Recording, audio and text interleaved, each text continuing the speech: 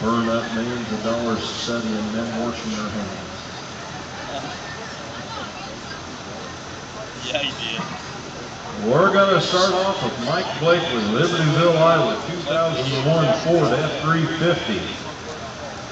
7.3 power stroke in this one. Like I said, this little truck's got a little over 200,000 miles on it.